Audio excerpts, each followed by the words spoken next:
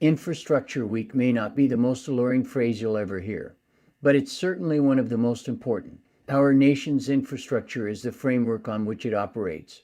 The highways, streets, and roads that connect us to jobs, businesses, and our homes, the trails and pathways for cyclists and pedestrians, the airports that serve as a gateway to destinations across the world, the water treatment facilities that operate behind the scenes to provide access to clean water. You get the picture. As a whole, America's transportation infrastructure has deteriorated and continues to pose threats to our safety, to our economy, and to our ability to remain competitive internationally. Washington, D.C., is developing a roadmap for infrastructure legislation that integrates cost-efficient solutions, economic growth, and adjacent health and environmental benefits. In order to achieve these goals and remain globally competitive, bicycle infrastructure must be included. With the popularity of bike sharing, electric bikes, and bicycle commuting in general, there is growing urgency throughout the country for safe and efficient bicycle infrastructure, including protected bike lanes,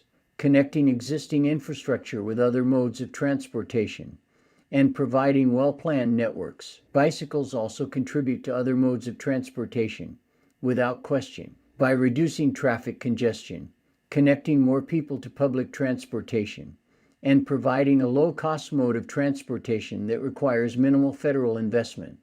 They improve quality of life. Almost half of Americans say they would be more likely to ride a bike if pathways were physically separated from motor vehicles. Americans worry about being hit by a motor vehicle when riding a bicycle 53% of the time. There are only 0.6% of American workers who bike to work, compared to 41% of those in Copenhagen, Denmark. The number of people biking in cities and towns that invest in bike infrastructure has increased by double digits. In Davis, California, the increase was 25.6%. Cambridge, Massachusetts, experienced a 17.7% increase of 16.0% in Corvallis, Oregon. Boulder, Colorado, saw a 15.2% increase. Across the U.S., studies have consistently found that improved biking infrastructure reduces health care costs, promotes retail sales, increases property values, and attracts tourists. Outdoor recreation is an economic powerhouse in the United States. Bicycling,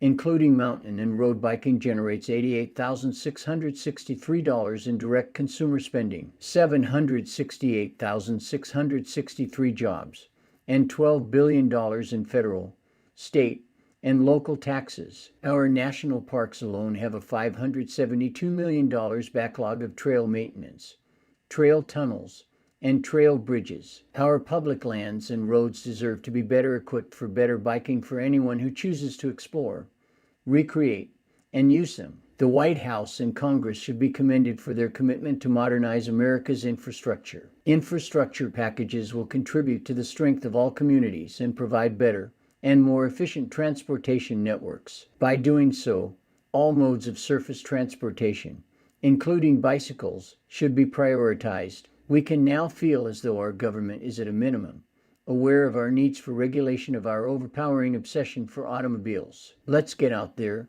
and enjoy our rides in the fresh air. I encourage comments and questions to this video and would love to hear your views on this exciting topic. Please give me a thumbs up if you found this informative and subscribe if you haven't already. I hope to see you on the trails and roads soon. This has been Gary's Resolve.